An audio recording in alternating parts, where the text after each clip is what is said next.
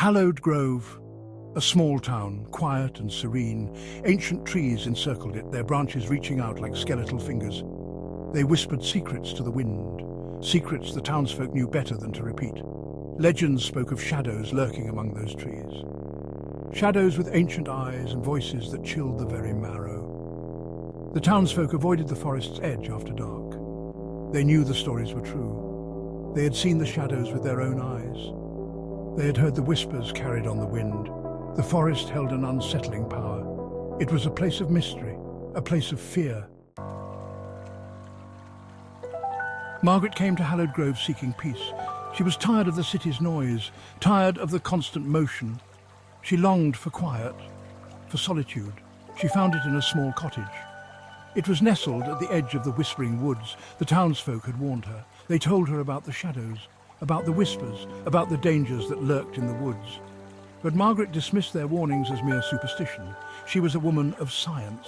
She didn't believe in fairy tales. She would soon learn the truth, the hard way.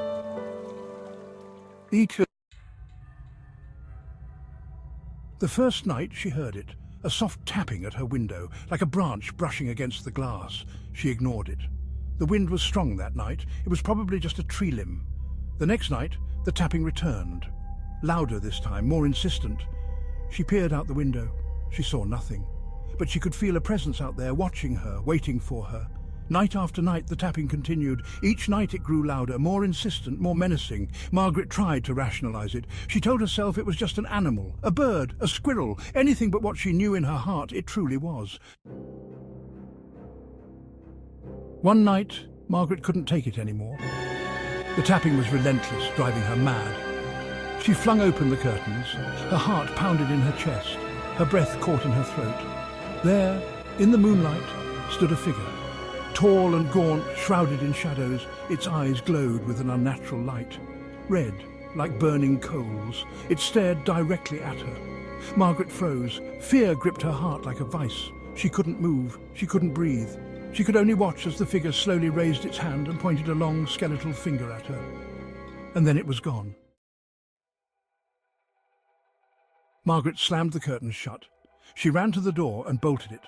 Her hands trembled, her mind raced. She couldn't believe what she had seen. It couldn't be real. It had to be a figment of her imagination, a trick of the light. But deep down, she knew the truth. The shadows were real, and they were coming for her.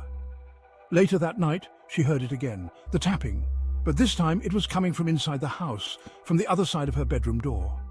Margaret grabbed a kitchen knife, her only weapon. She crept towards the door. Her hand shook as she reached for the knob. She took a deep breath and flung the door open. Standing in the hallway was the shadowy figure. Its eyes glowed menacingly in the darkness. It smiled, a slow, chilling smile that sent shivers down Margaret's spine. The next morning, Margaret was gone, vanished without a trace. The townsfolk searched for her. They combed the woods, they checked every nook and cranny of the town, but they found no sign of her. The cottage remained eerily empty. The door swung open, the windows rattled in the wind, as if something had escaped.